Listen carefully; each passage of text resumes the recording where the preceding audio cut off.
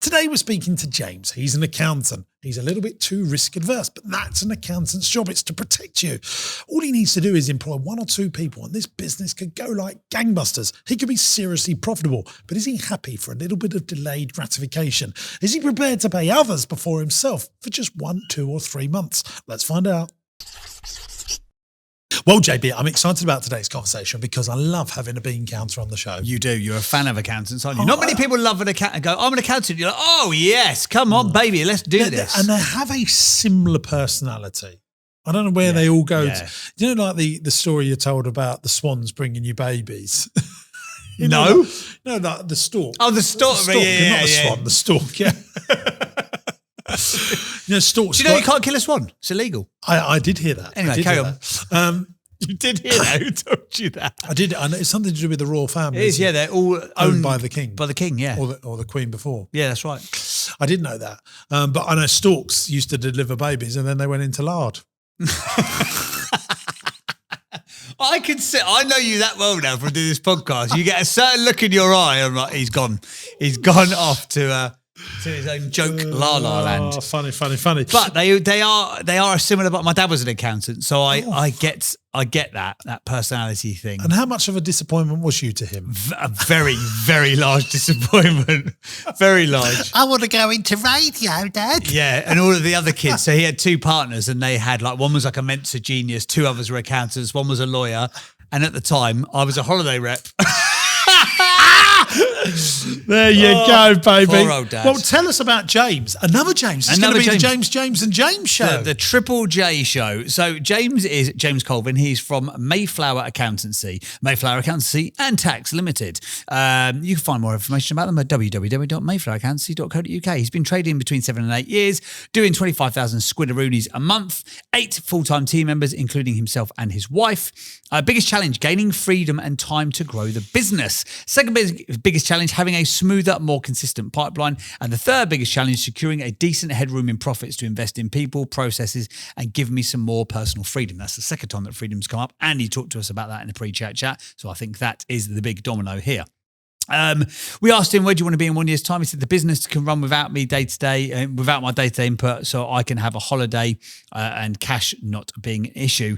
What does the business look like when it's finished? We asked him that. He said he wants to have multiple sites, diversifying into different areas, established leadership team who are encouraged to grow. Do you make the profit you want to make? And if so, what is it? He said, not yet.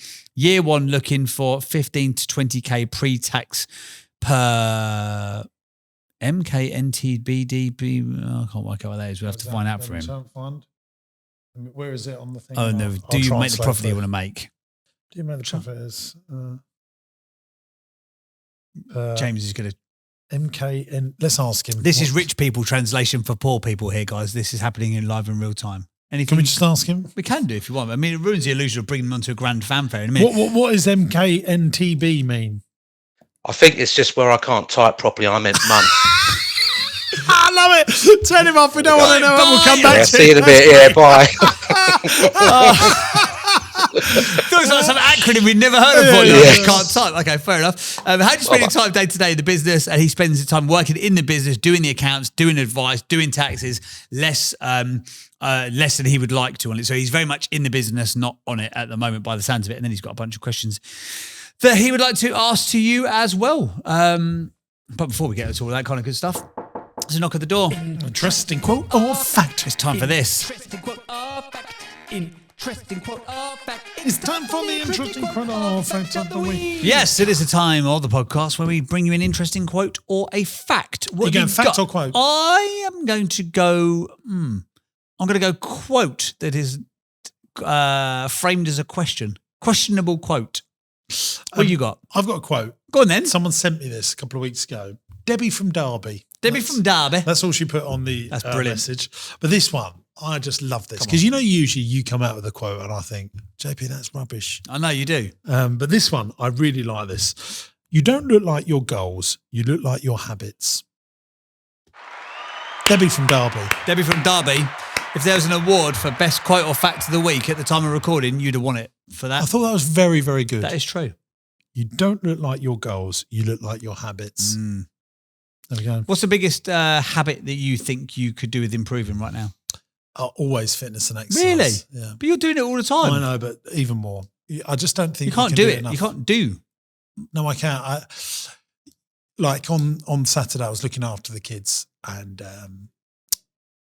so I cancelled Gabs because Nats had to go out. So I was looking after the kids, and I said to him, "I'm going to go for a 5K run on my own," which I usually do, but I didn't do it. Oh, James So Sinclair. I still am in that place. You hate it though, don't you? You still but if hate I can find, an excuse. Yeah. I mean, Do you my still genuinely happiest hate times of last year is when Gab said, I'm stuck in traffic on the A12 and I can't make it to you. The euphoria that takes me over is unbelievable. Do you still genuinely hate it that much? No, I don't hate it. But I mean, like today we did weighted squats and I just think, off. I don't want to do That's that. amazing. It's so hot. The worse it feels, the better it is for you. Because it's activating your whole body. Well, I know he will take the piss out of me, Chuds, but you know, we went up to 40 kilograms on a weighted squat, which is, for me, I just dread it. And we go, right, we're going to do that, I think 5 times, 10 times. Yeah. It's not nice, that. And do you know that in advance? Do you know that you're doing five sets? The only thing is he lets me have 2 to 3 minutes rest between rounds. And they are just, I just need them. Do you take any pleasure in it at all? Or just no, but I know I need to do it. Yeah. Especially as you get older. Because lifting weights or doing stuff with weights is very good for fighting cancer. What outside of health? But you're very good at it, aren't you? You're very consistent. I'm consistent with that. I'm consistent in those ways and inconsistent in other ways. I worked that out over the weekend. What are you inconsistent at? Loads of stuff that I say is important, and then I get drawn into just doing other stuff because it seems like more important. You've been very consistent in keeping up with this. I mean, this is for building your personal brand. This podcast, yeah, but this is because you have Tracy's organised it. You're here, Chuds is here. Like I can't let other people down. Like if it was my thing, it probably would have. Yeah, because you've done a lot. You're not a. I'm haunted by something that you've said. Me and Hayley are both haunted by it. What did I say? It's a conversation that we have quite frequently at home. What did I say? You say it quite often. Thanks, Chuds. Thanks, Chuds. Don't make sure that card's not in shot. Blimey, people will think you're a bit too well to do, wouldn't they? If they see that card over there, you hear that platinum hitting a bosh. I've got this. Don't show it. No, I have got. Don't show it. Have you got an actual? I have got the American. The metal one. Back to your. Have you? This is if you're in credit cards. I mean, look. Don't show the bloody numbers for God's sake. No, this isn't the numbers. This is the best one for flying. The British Airways Amex points. I need to get this. Is this a business or personal card? This is a personal one, but that is very good. And then you need to get this one. Is that actually made of metal? But this is a metal one, and this is my Teddy-tastic platinum card for American Express. But you need to get that one if you're in for points, because then you can use this on multiple airlines. But if you buy your British Airways flights on this, you get companion vouchers. So you need both. There you go. It's a bit of the show you didn't know that you well, needed or I mean, this is given business owners of that us. is You good. Need both. Now, case in point, I'm going to China on a business trip. 3 of us going, and I've used all my averse and companion points. I think we're flying out there business class, 3 people. Couldn't get it on the way back, but I've saved us thousands of pounds using points. It's just worth it because you're going to be buying it's money anyway, Facebook ads and Google 100%. ads. You might as well do it. Absolutely. So, but you do need both. Anyway, so what was the haunting dilemma conversation? The haunting thing. You said, this was probably one of the earliest podcasts we did. You said, I can never understand why people who do certain things don't do it for themselves. So if you're a great marketeer of products, why don't you make a product and then market your own product? And I said that to Hayley the other day. I said, in terms of like branding and design and stuff, like she's phenomenally talented at what she does. But she's been talking about doing a course about how to create a brand for about 6 months now and hasn't done anything with it. And I haven't got, and if I look at the portfolio of podcasts that I'm involved in, that I've personally done. I know why you do it though. Go on, you carry on and then I'll tell you. Okay.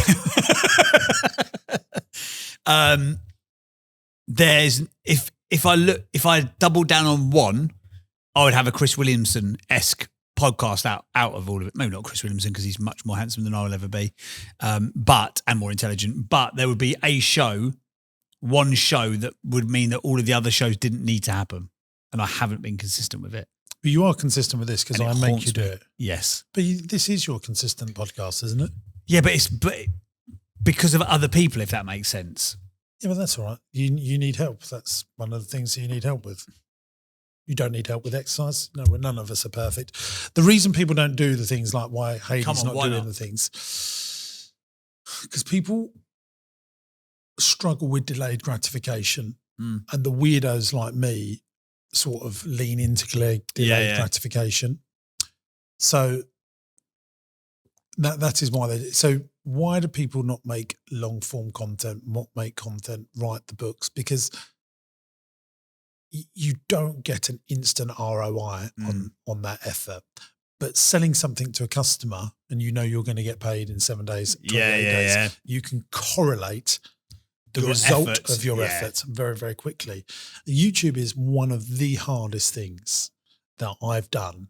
I mean, we were doing it. I mean, Chud, I can remember Chud 7 years, wasn't it? 7, 8 years? He probably said something to me 3.5 years ago. Do you remember when you said to me this, Chud? You went, I'm impressed that you carry on doing this. You said that to me one day because we were just getting nowhere with it. We would make 3 videos a week sometimes. I mean, they were rubbish, but we were just learning and learning. But we always say the last 6 months were better than the 6 years before. Yeah. But that's still, I do believe that's still the case now, don't you think, with the content, Chuds? Hopefully, yeah. I mean, progression at that rate is hard to keep up. Yeah. But there's definitely a threshold of I don't not think we'll being be very good to being consistently decent. Do you think we'll sometimes be we're better than others, sometimes we're not. It depends on what's going on in life. In 24 months' time, do you think Chuds has got quite an active YouTube channel as well. Go and check him out at Mike Chudley. There you go. In 2 years' time, the James Sinclair YouTube channel, the Michael Chudley channel, do you think you'll be able to say the last 6 months were better than all the years before? I don't think we will be able to. No, not 6 months. That's a very short period of time. If we can get better each year by 10%, I think that's good. Because we're already doing well, right? So 10% improvement's good. That's really interesting though, that whole 6 months, like the results you'll get in the next 6 months will be more than equate to the last 6 years, but you've got to put the 6 years in to get the 6 months. You can't shortcut that. Yeah. The results, definitely, you can have like a 500% gain in results in 1 year compared to the previous year. Yeah. But progression on input is quite subjective, isn't it? Like how good will James get on camera and how good will I get on the editing is like, I don't know. We'll probably... And the storytelling, that's what we've got better at. If we can get 5-10% better, that stuff is good. Yeah. But you do well to do that. You can't predict that actually that 5% improvement might lead to 500% better results. Yeah.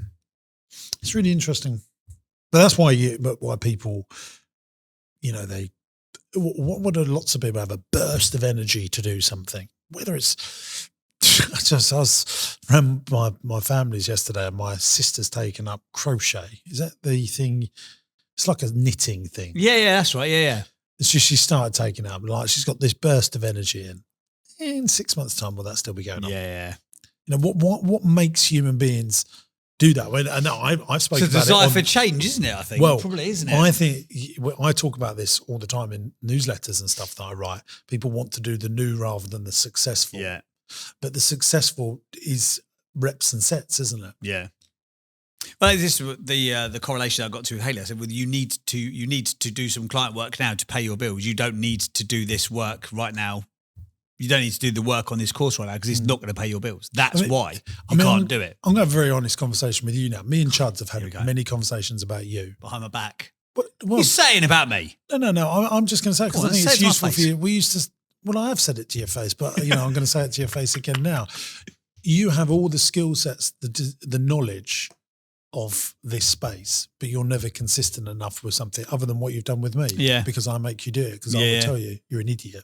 Why are you not here? This is in 5 years' time, you will thank all these days and times we put in it. You will go, wow, I'm speaking on this stage. I've been given that opportunity because I did that. But you're not really paid for it, and I'm not really paid for it. And we don't walk out of here going, "Well, that was a good payday today." Yeah. But what we have done is very important, not urgent, and that really does bring it back down. What the highly effective people do, they work on a very important, non-urgent tasks. Yeah, and most people don't work on that. Yeah, and I think if you're not in a financial position to work on consistently on this is why people spend time, and we're going to touch on this maybe with James, our guest, a little bit today.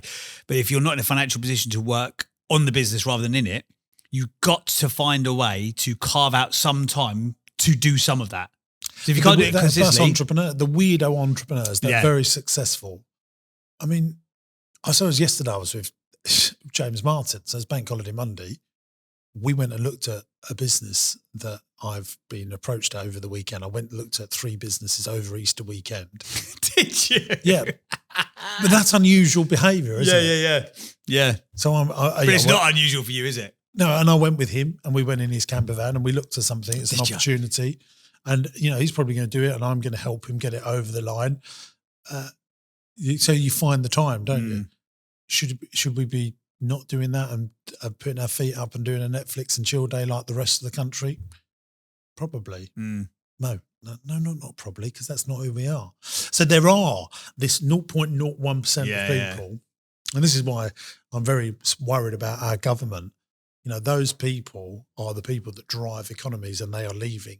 That worries me. But I think you said something there as well that's really, really important. You said, should we find the time for it? You will never find the time. You have to make the time. And it's a very small change in grammar, but it's a very big change in thinking and mentality. Yeah. Well, I used to run an event called Wealth Weekend years ago, which was I've rebranded it as Investorpreneur, which is what are the habits, the strategies, the tactics of the top 5% of successful business owners. And I've studied lots, and lots of them put their investing day into the diary. So that could be investing in themselves. They're going to seminars, they're listening to podcasts, or they're going to meet other business owners. They're going to view other businesses to see what they can, get. They're actually investing cash in buying companies. They're doing investing stuff. And that's why I call it the investorpreneur. It doesn't mean they're doing stocks and shares. I don't want people to get confused on that, but they have a habit of investing in people, investing in business, investing in growing new revenue streams, and crucially investing in becoming better themselves. And so you have to find that time. And that's the most important time. Yeah, absolutely. Well That's said. the most important time. Well said, you. There you go. Very good quote of the week there from Debbie from Derby. Mine, actually, it was going to be a quote as well. Or it's a quote and a question. It came up again on a podcast the other day. Someone said, what is the true cost of a cup of coffee? And I was like, huh?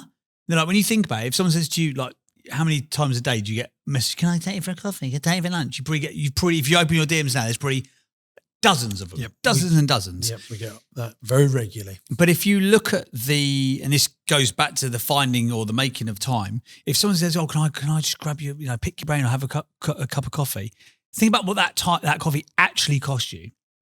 Because you're taking that hour out of your day or whatever it ends up being, and then the cost of the travel and the cost of the missed opportunities. Coffee, what's your hourly rate if you broke down? £1 million.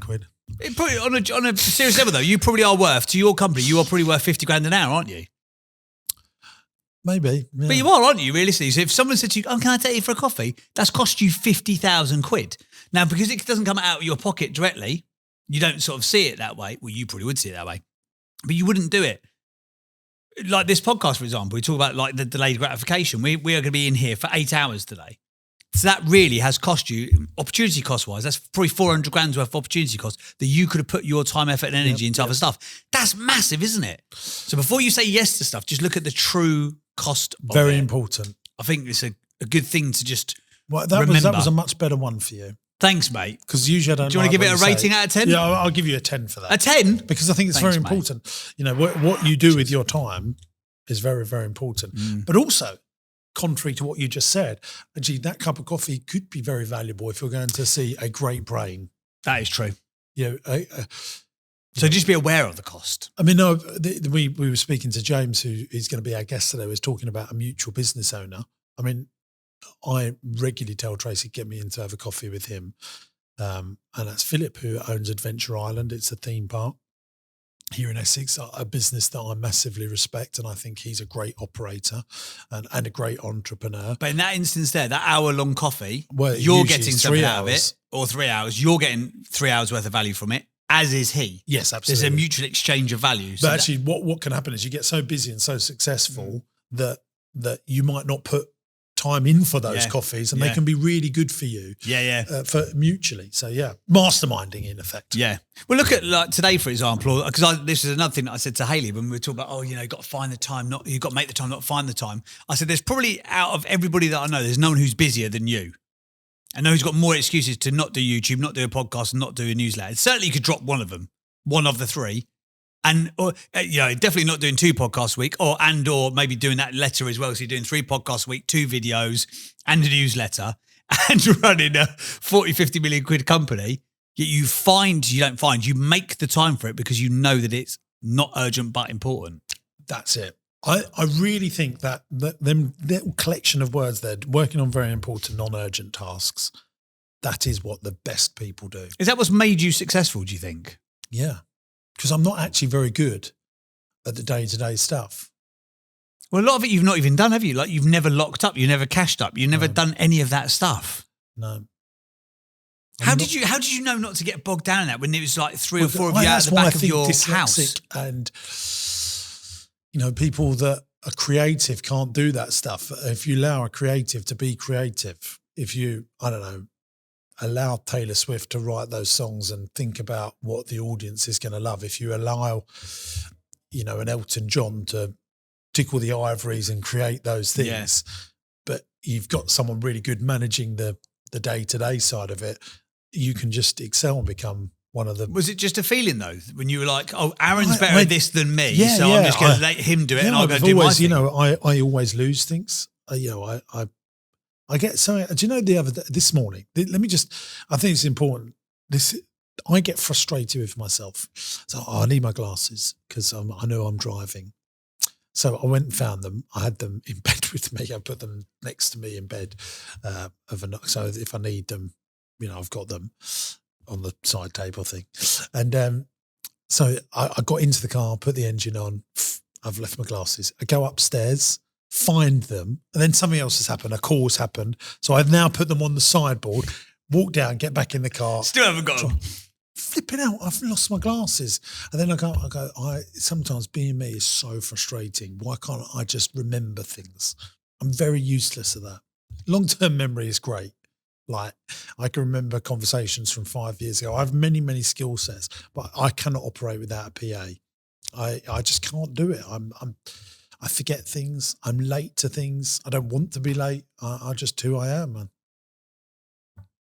Important to protect yourself in that environment then, isn't it? Because like I say, you couldn't be you if you didn't have Tracy. You can be you if you didn't have Aaron. You couldn't be you if you didn't have Chuds. Yeah, Nats often says to me, sometimes being with you is so frustrating. I go, well, just leave then. There's lots of women queuing up that want a piece of this. Yeah, of course they do. That's they're knocking down the door. He's off the market at the moment, but if she does go, you're first in. Second one in the line, you can come in. Do you reckon, right? I said this to my missus the other day. She's like, well, no one else would put up with you. I was like, I wouldn't have anybody else. And not in like a romantic way. No, there you go. They're barking. Now the queue is barking. If I split up with Nats, I don't want to be in a relationship. No. I would quite happily be on my own till the day that I die a sad, lonely death. My friends come round once a week.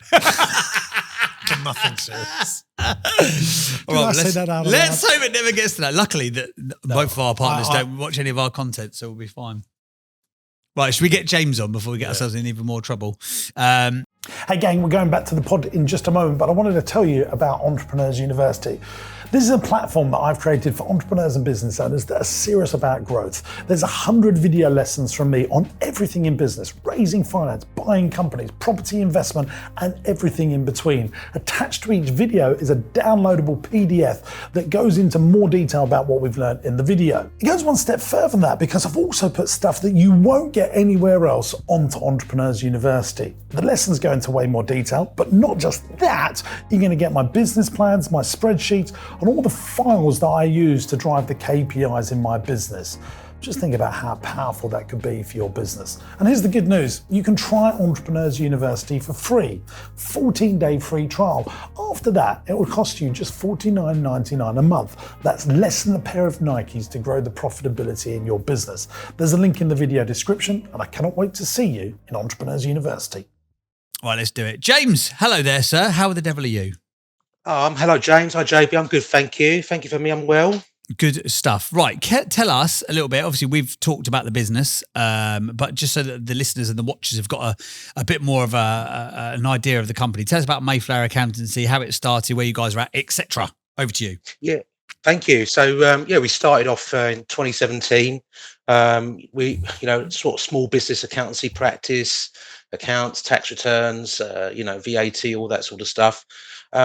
It was formed with my wife, Lisa, and really, to be honest with you, it was out of frustration where, I plough hours in and had plenty of jobs and was working long hours. I thought, well, I could do this for myself, really. So James, just give listeners context. Please, you was an accountant in practice for someone else. Well, this is a funny thing. So I was actually starting off in industry, and it's a bit of a nuance, but generally industry accounts, you work for a large company, and I saw that as a bit of a niche because when I was working as a management accountant, I'd be thinking forward, so budgets, forecasts, planning, and so on. And I thought, well, maybe I can bring a little bit of that to the smaller businesses that really need that help versus a once a year accountant. So and just for listeners, because I get comments that sometimes people don't understand our terminology here. So when you're working in practice, that means not in a doctor's practice. This is an accountancy firm. Yeah. When you're working in industry, that'd be working for a business, maybe like me. Absolutely. Yeah. So absolutely. Sorry, James. Sorry to interrupt. I just wanted for listeners. No, thank you. But basically, my out of an element of I always wanted to be a bit entrepreneurial, wanted to start a business, and maybe a little bit of frustration in working for those large companies and thinking I'd like to give it a go. And I thought let's make this work and see if we can do something. Started off a bit slowly, evenings and weekends. Built my website by hand, just trying to do it really piecemeal, and then. A bit of a launch, got a couple of big clients, took out some office space, and it kind of snowballed there really. And now we've got 9 people, including myself and my wife, and as I say, growing every quarter really. Okay, I've got some things that before we get into the numbers. Do you have a niche, a specialism that you go after, or are you generalist across all business? Well, I've always toyed with the idea of niching because I can see it's incredibly effective, but equally, I find all sorts of businesses fascinating. If you had to sort of point me to sort of one or two, I'd say really construction companies or service companies are where we specialize. I've got, a few accountants and tax advisors as clients myself, because it's such a broad subject, accountancy, that they don't all do their own accounts. So proud of that. But I've also got, businesses that, for example, do the flight paths on airports and things like that. And I've got, teachers and, pianists and, magicians and all sorts of weird and wonderful clients really. And I think that's really great. 'Cause niching, I understand marketing sense makes a lot of sense, but I don't necessarily want to remove myself from the opportunity to learn about other businesses. So I don't know if I answered that clearly, really. No, I get it. I mean, you're a generalist. That's what you are, which is what most businesses are. What I find in small businesses that are specialists usually make more money because they are oversubscribed because people want to be with the specialist. If you think about banks, private banks, one of the banks that I work with, they have a big entertainment and sports personalities department. They have an entrepreneurs department, and those people want to bank with them because they're the specialists and understand that thing, and they have clients queuing up and they're oversubscribed. Whereas someone like Santander, which is broad and all and sundry, wouldn't have those people begging to wanting to be their clients. Well, I'm not saying that's the wrong thing, by the way, but usually what you have to do is you have to be much bigger to make the same profit as a specialist. Does that make sense?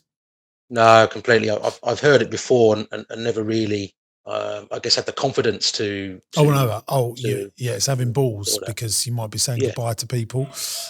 There's a great book that both JB and I have read, which I've forgotten the name of it. Built to Sell. Built to Sell. Brilliant book. Yeah, it's read as a story and done as a story. If you're on a journey somewhere, you must give that book a listen. And it's a really good book to recommend to your clients as well, because it's read as a story. Oh, it would be good for this. Yeah. Great idea.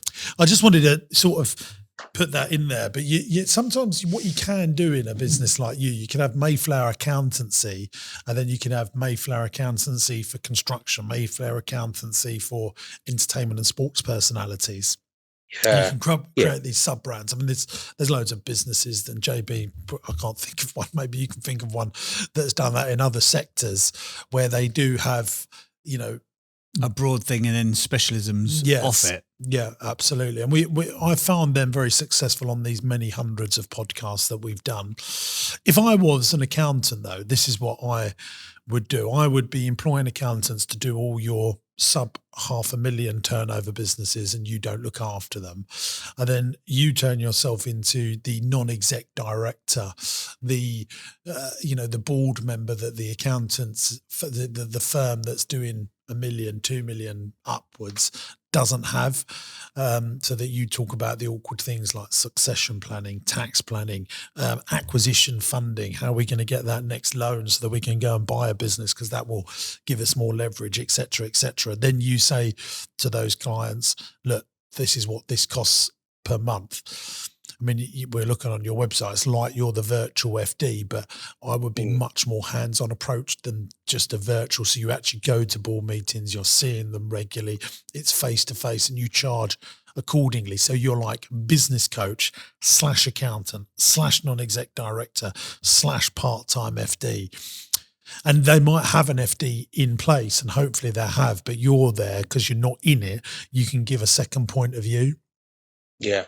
Yeah. And I don't know why more accountancy firms don't do that. I think a lot of businesses would pay $5-10 a month for something like that. Yeah, I've got one or two arrangements like that, and they're fantastic because I have a really good dialogue. It's with the business owners, they're entrepreneurial. I enjoy the work, and I feel I'm fairly remunerated. But you see, then I'll get dug into doing a sole trader's tax return, and stop it's doing a that. bit You're of an a idiot. Just don't do that.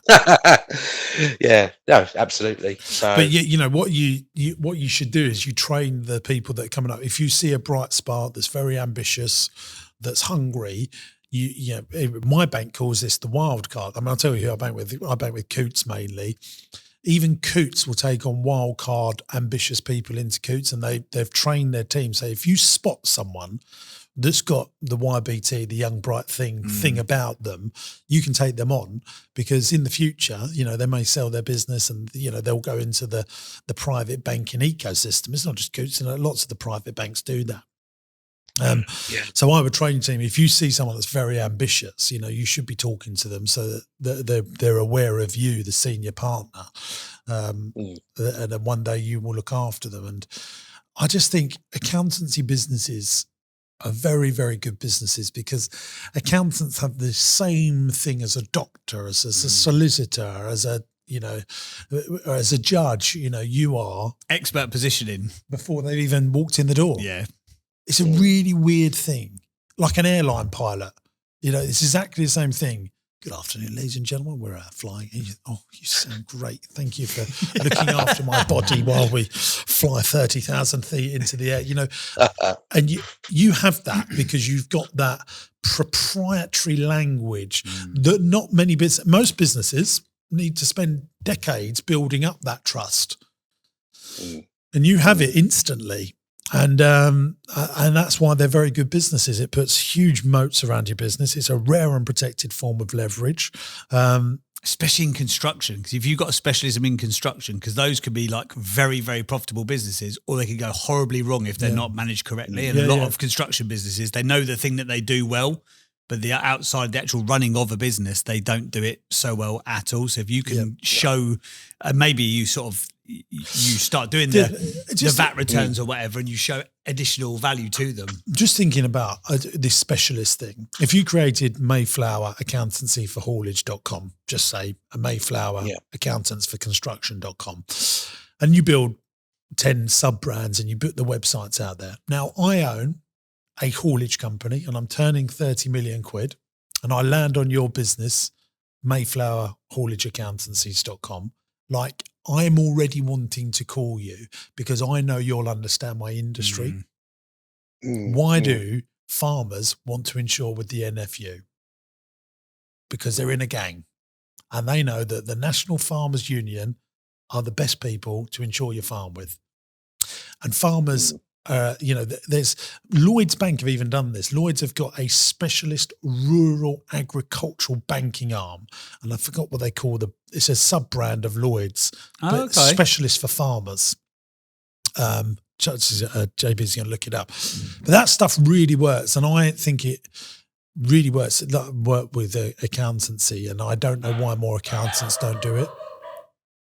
Yeah, I did buy up some domains. So I bought up constructionindustryscheme.co.uk. So I kind of had these ideas of doing it, but I've just never, I don't know, maybe it's a confidence thing, as I say, but I'll look into that. Thank you, James. Because you've got to be willing to walk away from cash to start with. That's the challenge with niching, isn't it? And people don't want to do it. It's like, you think, if you could own any bank in the country, I think one of the ones that you'd want to own is Handelsbanken. Handelsbanken are just so specific at choosing the clients they want. So, I mean, I bank with them in quite a big way, and I send them leads and stuff all the time. And most of the people, they say, no, that's not for us. They're just turning down money. Oh, it's not the right money. They're just so good at saying that's not the client for us. And therefore, they retain their clients. They're one of the safest banks in the world. Their balance sheet is off the charts. I think there's only like the Royal Bank of Canada, which is, I think, the safest bank in the world. I think they're the only one ahead of them. Yeah, and I just that ability to be a specialist, I think in accountancy is just so powerful. But it's whether you've got the guts to, or you want to do the work to create sub brands to look after the specialism. What's the next on the list, JB? Well, the challenges that came out twice was about gaining freedom and time to grow the business. So what's your biggest time challenge? Is it the fact you get drawn into the lower value tasks?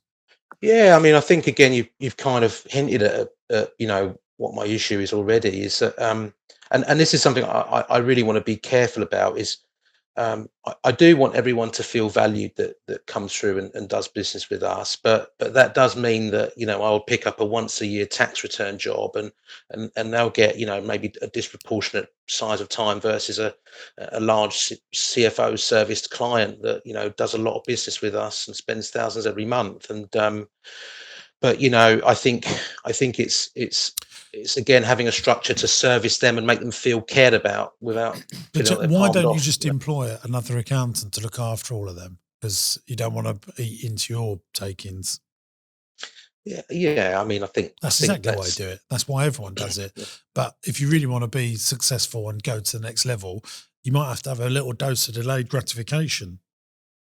Because what you're going into there is going, right, I'm prepared to do a £50, £100 an hour task rather than work on stuff that could potentially be £1,000, £10,000 an hour task, but you won't get instant gratification from it. We were talking about this at the start of this podcast. It was, yeah.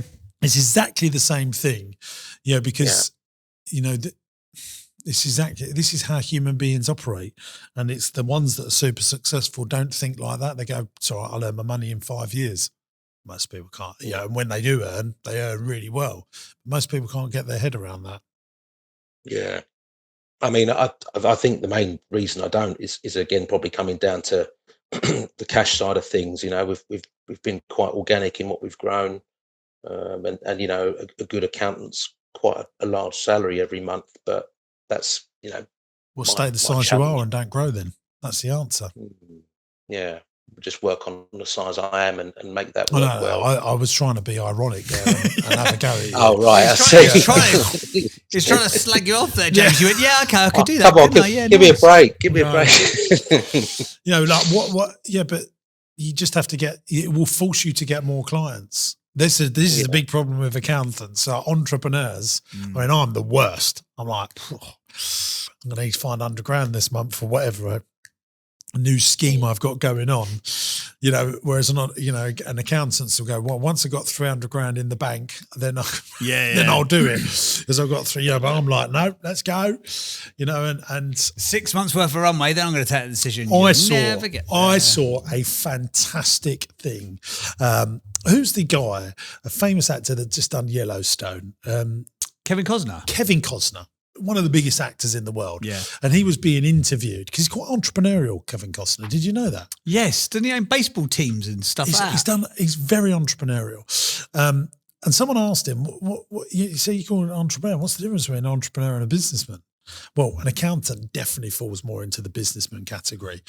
So this is the difference between an entrepreneur and businessman in his words. And I'm going to just shorten the story, but it really makes a difference. He says, well, an entrepreneur gets in bed at night, leans over to their sweetheart and gives them a kiss and says, darling, we're not going to be paying ourselves this month. We're going to be paying all our staff. Good night. And he said, that's an entrepreneur. Whereas a business owner says, we're going to be paying ourselves first before everyone else, and we're going to make sure we're all right. But things will always just be 2%, 3% more, tick over. It'll tick over. Whereas an entrepreneur will do things like that, but then in 5 years' time, they can eat like no one else can imagine if they get it right. But as you know, there's a horrific failure rate. The thing is, what makes me laugh as well, James, in someone in your situation with all your knowledge, say you need to find 2.5, 3.5 grand a month for another salary. But I gave you £50,000, and this is a big thing I talk to about business owners. Say I give you £50,000, you inherit £50,000, yeah? Yeah. So James inherits £50,000 from a long lost auntie that he never knew that lives in Australia. She's died and she sends you £50,000. You've got two options here. You could put £50,000 into your cash flow of your business and think, right, this is enough to employ 2 full-time accountants because, that'll pay their salaries for 3-4 months until they start earning us money and the churn goes. Or I could put £50,000 into an ISA and it'd be super safe as houses. It's very tax efficient watching that ISA grow slowly over time. If you employed 2 more people, the £50,000 investment would be huge in terms of ROI, especially in an accountancy business. Or they might do something stupid like buy a buy-to-let that makes £200 a month cash flow. Mm. Yeah, I can hear the cogs of your brain going, he's absolutely right. I would think putting it into an ISA, a stocks and shares ISA, or even a government bond would be so much safer than employing 2 people because it'd be very predictable. It's guaranteed if you put it into a government bond, more or less. Whereas I could, put it into salaries and it couldn't work out. But if it does work out, the returns would be huge.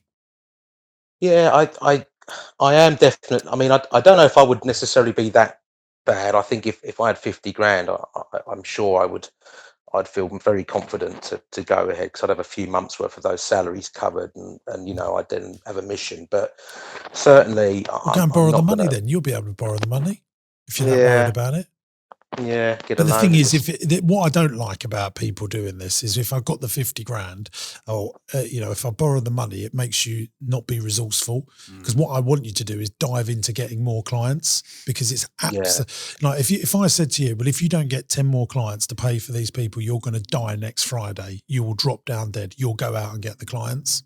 You absolutely would. Yeah.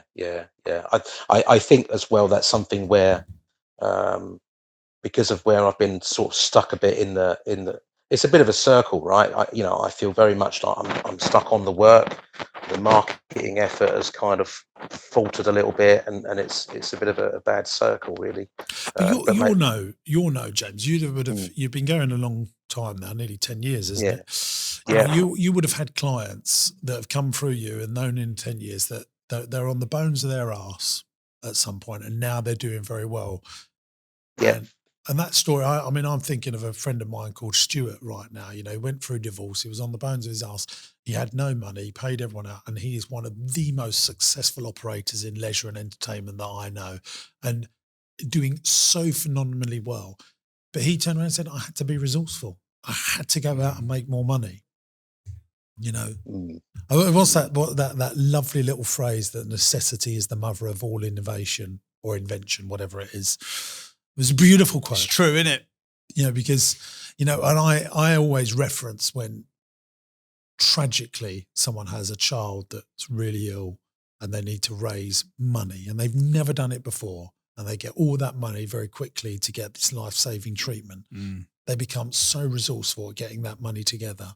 And human beings, when pushed, become very resourceful. And I think sometimes a bit of positive pressure on you, well, that's what makes entrepreneurs. And that's the difference between entrepreneurs and business owners. I think that's certainly a psychological thing. And I think one of my questions to you is a little bit around that, really. And it's sort of, you're brainwashed into it as an accountant to be risk averse. Of course, that's your job. Yeah. It's to protect the risk for your clients. And that will be, it will be. Yeah. Okay. No, that makes sense. I'll still have to run some numbers on it, but of course you will. I'll But have to it'll run be some- good on brand. But what I mean, look, do you make more than $5,000 profit every single month? I do. I think the challenge I've got, to be honest. Just before you go off onto your little Go on. monologue here, so you make Go more on. than $5,000. Why don't you just employ one accountant and get all your time back? You can afford it. It just means that you might not be able to look at your little spreadsheet and go, "Oh, I've only made £1,500 this month." But in 3 months' time, you could be in a completely different place. And if it doesn't work out, then you have to let them go and you get back to your old ways. But you don't want to get to the end of your days when you're 65, 70, 75, go, I really should have employed that other person. Because you'll forget the money you're making now. No, yes, I'll look at it. I will look at it. The other thing I've found a little bit, well, I don't know, James. I don't want to make excuses to you, really. Like, No, you're but right. I just want you to know you're in the majority. You are. Yeah. I'll look at it, definitely. We're I wired kind for of feel. safety. Our brains are wired for comfort. Yeah. I think I certainly. Well, I've done certain risks to get so far. I acknowledge that. I quit my job to That's sort not of a go risk. full time in it. You don't think? No. No, not when you're under. I mean, because you're an accountant, you're going to there's a shortage of accountants in this country. I mean, you would have gone in and go, it's going to be very easy to get clients. I mean, getting clients for accountancy, I think, is very, very easy, especially if you're someone that's nice to talk to, because some of them are boring and not very ambitious. The more ambitious you get, you'll start attracting more ambitious clients as well. That's true. Yeah. Well, that's what I want. I have the best conversations with them. Definitely. Your accountant's a good example of that. John's amazing. John Holiday from Pocknells, who is my accountant. I chose him because he's quite entrepreneurial. He's got quite a lot of property. He wants to grow and buy other accountancy practices. He's probably grown you and you've grown him through osmosis, haven't you? Yeah, I mean, he's become one of my best friends. Yeah. I love the man to bits. He's a great guy. Well, I'm very, what you need is you do need an element of masterminding in your life. You need a friend that's in business that's slightly ahead of you, or you're slightly, and you're pushing each other. There's value in that. If you're a tree, but I learned this the other day from James Martin, friend of the show. Of course, tree fat coming up. Why the wind is very important to trees, because the wind blows the trees and it pushes the sugar sap up to the top of the tree to help the tree grow. Right? Really? I did not know this. Yes, as the tree is blowing in the wind, if you're please watch on video, because you really see Jimbo's impression of a tree. I'm trying to picture a tree, and so that pushes the sugar sap, up to help the tree grow quicker. So when they do new trees, I was walking along with him once, and he didn't even think about this. When they put new trees, they put posts around it, don't they? Yeah. And then they sometimes make the tree rigid to the post. But actually, you want a rubber thing so the tree can still move. So it pushes the sugar up. Yeah. Wow. So if you box it in, the wind can't move it as much, and then the sugar sap doesn't grow to the top of the tree. What I'm saying is, if you're a tree, here's my analogy here, Jamesy, my friend, is who's the wind that's blowing you to push the sugar sap to your brain to grow your business? I mean, it's a loose analogy, but I'm going with it. Very good. I can't believe you managed to get it all the way to the end there. Yeah. That's incredible. Who's my wind? Yeah. I don't know. I don't think I have We'll go out and find one, baby, because I've got lots. I've got lots of those people around me that go and have a coffee with, and you want to be a little bit annoyed when you leave the meeting if they're ahead of you because they're showing you what's possible. I leave here every day, every session we do, annoyed. Do you? Yeah. Like, you're so far-fetched, it's ridiculous. But I just go, what a twat I am. What am I doing with my life? Every time. Mate, I don't envy anyone going through what I do. I don't think is. No, I don't want it, but I would like parts of it. There's a lot of, and again, James, I will say this: there's a lot of stress and anxiety at times with my life.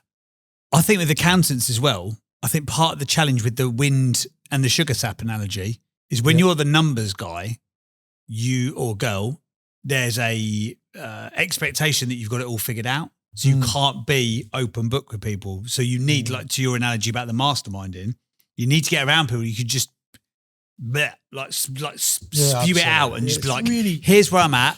What would you suggest that I do? Because you play this role, James, for a lot of the clients that you sort of do the virtual FD thing for, but you haven't really got anyone who's almost like a virtual business development executive for you, and that's kind of what you need. Do you know what it is? It's the round of golf analogy. You go and play a round of golf with Rory McIlroy and Tiger Woods, and you're an amateur golfer but play regularly. That's the best game of golf you'll ever play, but you're still not going to beat them. Yeah.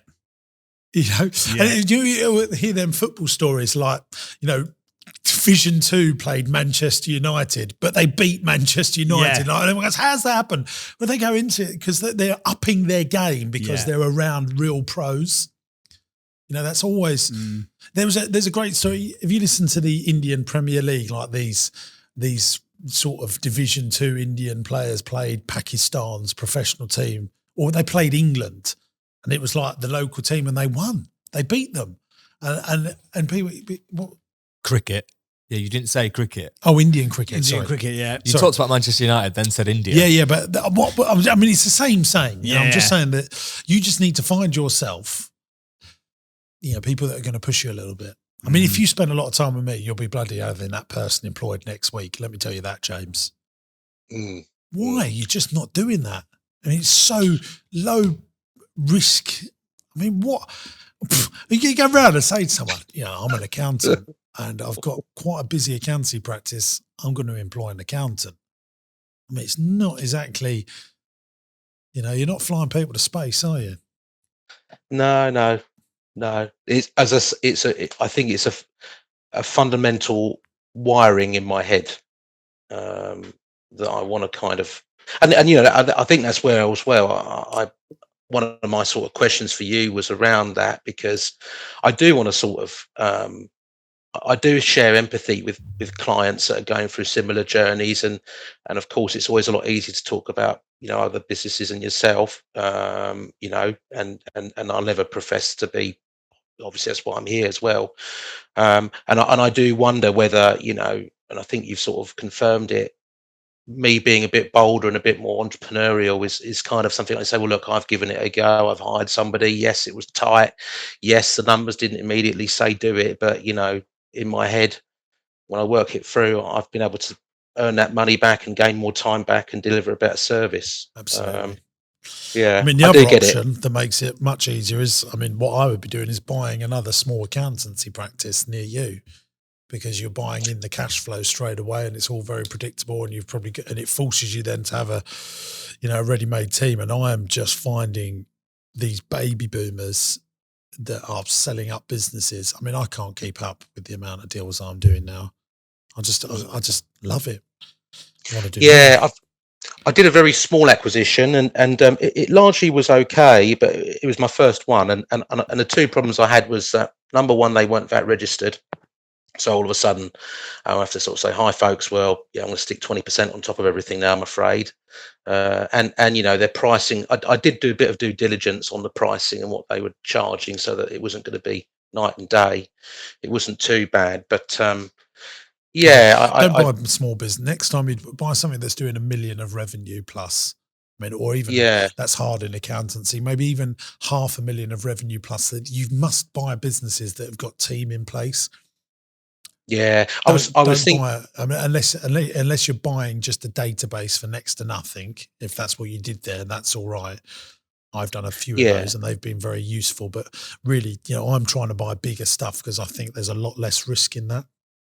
We see that the one crazy idea I had was there's a firm near me, and I think the directors are sort of getting on a bit, and I don't mean that in a rude way, just seeing the ages of what they are, and whether there'd be a leveraged buyout opportunity in there, and I could But you put a bit of should debt be, in. And James, you should be knowing them anyway. You should know all the top 10 accountancy firms within an hour of you, and just meeting up with them and going out for dinner and getting to know them. That is very valuable time spent.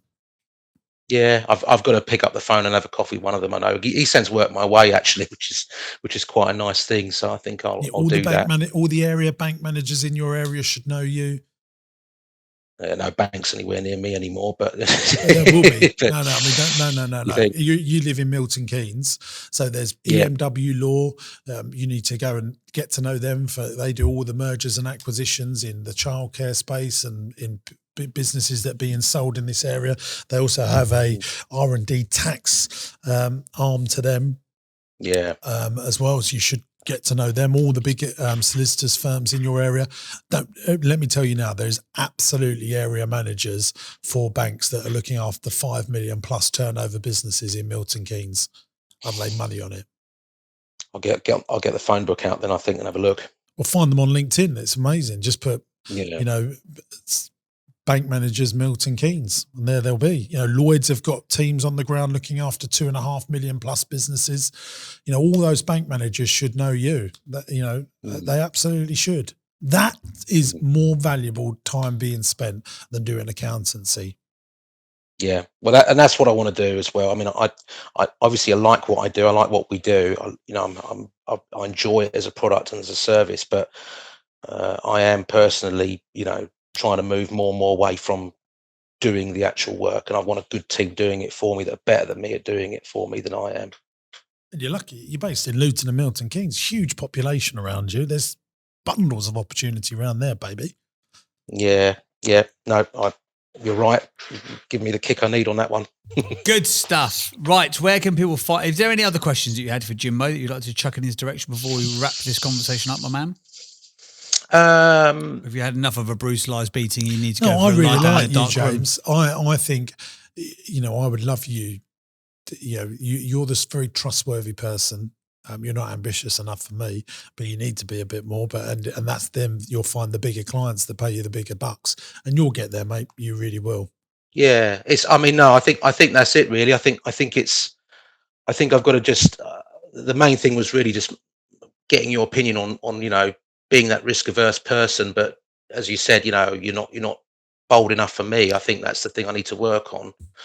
Can I just say something, James? There's one of the this has regularly come up on the pod. Get yourself a notebook. Get yourself out of environment. Book a hotel for the night. Tell your wife you're doing it so she doesn't think you're having an affair. Get out your regular environment and just map out your life. Go to the Cotswolds or something like that. Get around a bit of nature. Maybe stay in a glamping pod. And just think, what does my business look like in 10 years' time? And write it down and then reverse engineer it. And I promise you that 200 quid that you spend on that little trip away, in 10 years' time, you'll go, that's some of the best advice I've ever had. Most people don't do that. And the people that do it are always more successful. I'll do that, I think. That sounds like a good idea. And I'll definitely tell my wife.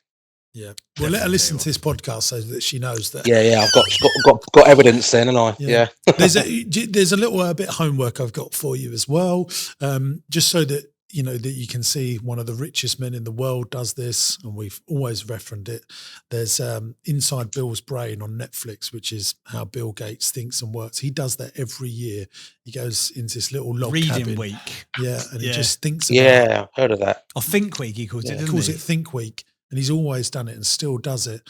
And when you realise, you go, that really would work. That's a very good use of my time. But it doesn't give you no technology. ROI. No. Yeah. I never knew about the Netflix thing though. I'll take that on. Thanks, James. That is a great documentary. I mean, that man is very much removed from most of the world. He just thinks differently, behaves differently. is different. James, wrapping up, where if someone's listened, if they're from the Bedford, Buckinghamshire or Hertfordshire area, they're going, do you know what? I like the cut of his jib. I fancy him being my accountant. Yeah. But I need some virtual FD stuff, so I'm going to pay him loads of dough. Where can they go and find more information, mate? Oh, thank you. Well, either on our website, www.mayfloweraccountancy.co.uk, or you can follow me, James Colvin, on LinkedIn. James, if you next go to Southend and you're going to buy an ice cream, where are you going to buy the ice cream from? Rossi. Yeah, somewhere. Baby. Yeah. Come to the parlour. Absolutely. Send me a picture when you're in there when you next take your kids to Southend. I love it there. It's a very happy place for me, and it's sort of like a home from home. Good stuff. Awesome stuff. Thanks for being on the pod, mate. All the best. Thanks, guys. Cheers, Thank you. Take care. There you go. Bye-bye. Lovely guy, Nick. I liked him a lot. What is it about certain people you go, I like them? You know, you can lend him 20 quid and you're getting it back. Yeah. That's too right. Right, let's do the 8 traits of the great, shall we? Yeah, baby. It's a part of the podcast where award-winning entrepreneur James Sinclair rates the 8 traits of great entrepreneurship. These people who are climbing his entrepreneurial pyramid have these traits. And has today's guest got them or not? Let's find out. James, over to you. Starting with the end in mind? No. Oh, that's not a good start, is it? He doesn't know, does he? He doesn't know. No, that's why he needs to go and do this. They're passionate. I do think he's passionate. Oh, he loves a bit of accountancy. 2 + 2 is 4. Untold amounts of resilience? No. He's not even prepared to push himself with one salary. Nope. Number 4, create great relationships with people. I liked him a lot. Oh, I think he could. Commercial awareness. Well, he's commercially aware because he's a bloody accountant. He knows his numbers, but he's not aware of the I think right we're going to have stuff. to give him that because he's an accountant. He does know his He numbers. knows his numbers, and that's really what that means. But he's not commercial enough. He doesn't know the growth numbers. But he's aware of what needs to happen. Yeah. It's very frustrating. He's an innovator. I don't even give him that. Can I? Ball marketeer. We didn't ask that. No. But he's not. From his website, you can see the answer to that is no. Because if you've got enough leads, then you have more cash. And then more cash. We got 4 because he's definitely teachable. There you go. It's 4. Knock on the door. It's a 4. Knock we need at to the door. get it back. Knock at the door. Can we It's please 4. find it for the next podcast? Yes. Please. Okay, gang. So you got a 4. It's a knock on the door. It's actually grimacing. I just love it. He hates this section. The more he He's like hates it, the more I love it. 2 weird old men he has to hang out with all the time. The middle-aged, boring dudes that we are. What's happened to you here? My pen's just leaking and I've realised I've got pink everywhere. That pen's gone. Okay. Don't rub your face, you get pink eye.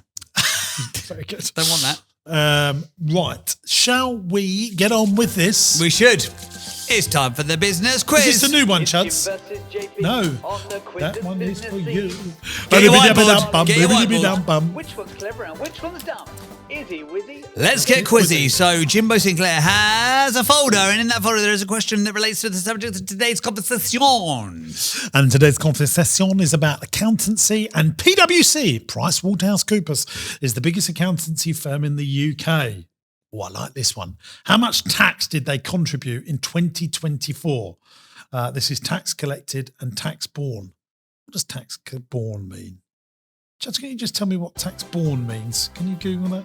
B-O-R-N-E. That's the tax that Jason Bourne plays. Simply put, tax borne. Oh, sorry, I had you unmuted. Go on, say again.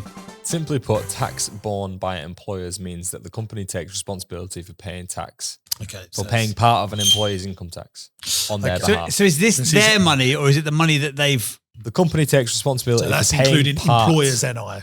or all of an employee's income tax. I think they also probably includes VAT. Can you give the question again to people? Corporation tax. Okay, right. So we're going to say PwC is the biggest accountancy firm in the UK. How much tax did they contribute to the UK economy in 2024? That's tax collected. So we're saying VAT, capital gains tax, corporation tax, employers' national insurance, the whole kit caboodle. That's what we think it means. It'd be a pretty big number. It's going to be a pretty big number. Have you had a guess? I've had a little stab in the dark, and I am stabbing.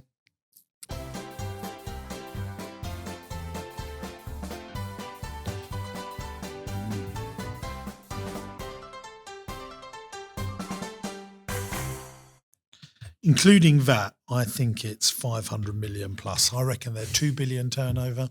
So I was going 3 billion. No, I think I've done my maths wrong. I've gone 250 million squidaroonies. Yeah, because the NI on all of those accountants will be quite large. I think it's how many staff do you reckon they got? A couple of thousand, 5,000, 10,000? They do a lot of auditing work. You know, if companies, I think it's over 12 million turnover now in this country, they have to be audited. So Right. someone independent comes and counts all your stock. Should we find out? Let's find out. 1.75 billion. Oh my God. So 1.4 taxes, billion wow. is taxes collected. I imagine that's corporation tax, VAT, business rates. Then 710 million is taxes borne, which we think is probably the NI on their labour bill. This is a 5% increase from 2023. All of PwC's key performance indicators have declined in 2024, with group revenue growing by only 7% compared to 16% in 2023. Wow, That is a lot of taxaroony though, isn't it? So, Chance, just can you tell us what their turnover is? PwC's annual revenues. 55 billion. Oh, well, we were completely wrong. That is 55 huge. billion. Wow. That must be, are they worldwide? Must be, yeah. I mean, that is a... PwC firms around the world recorded gross revenues of $55.4 billion US dollars, increasing by 3.7% in local currency, 4.3% in US dollars. How on earth Whatever that means. are a company like PwC paying that much in tax and their accountancy practice, so they know this stuff? And Jeff and Amazon only last year paid 81 million pounds in taxes. But that's their profits. On profits, yeah. Yeah, but what we're saying on that 1.74 billion, that includes VAT, that includes the profit tax, but that includes business rates, it includes all the other stuff. I mean, Amazon's VAT bill would trump that. Yeah. And that's why you have to compare apples with apples. Okay. I mean, Fair enough. Look, I'm no fan of, Amazon taking over the world. Don't get me wrong here. I do, I want some equilibrium. But Do you get annoyed when you see stuff out there? You're thinking like, well, I'm putting in 30 million quid's worth of GDP to the country here. I'm employing a load of people. I've got sleepless nights, and and they're paying 80 million quid on profits. But they're also building warehouses. They are employing lots of people and investing lots of their money back into innovation, robotics, and I'm not that I'm any way angelic about them. I think, and people will probably think, I actually got slagged off on the internet on my last main YouTube channel video. Did you? Yeah, and someone said, James, why? Because I said we're making all this money to give to Rachel from accounts, i.e., the government, and I actually responded to it. Because I thought, no, I am going to respond. They said, James, why do you keep on, don't you think you should be paying more tax? No, I do not. Because I don't think government give taxpayers value for money. Yeah. They are completely useless at getting value for money. They put more money into the NHS, and we've got, I don't think, the service that we should have for the amount of money that goes in. I also think, I look at things that, in 2012, we had 380,000 civil servants. We've now got 520,000. So we've got 140,000 people more in the civil service compared to 12 years ago. And I don't believe that things are that much better. And so I just think, it's better to give entrepreneurial businesses that are reinvesting. I'm not talking about high net worth individuals that are hoarding cash and not putting it back into the economy. There is no way, and this is my view, there is no way that government can be as frugal and as innovative by allowing companies to keep cash to reinvest back in. That's why we have R&D tax credits, research and development tax credits and stuff like that. But you take more cash from businesses, they stop investing in new buildings, new vehicles, new medicines. You think about a medicine, to bring out a medicine, it's $1 billion of risk capital before that medicine is fit for market. And maybe that cashes out for 10 years, 20 years. Now, when they do start selling it, obviously it will make a lot of money.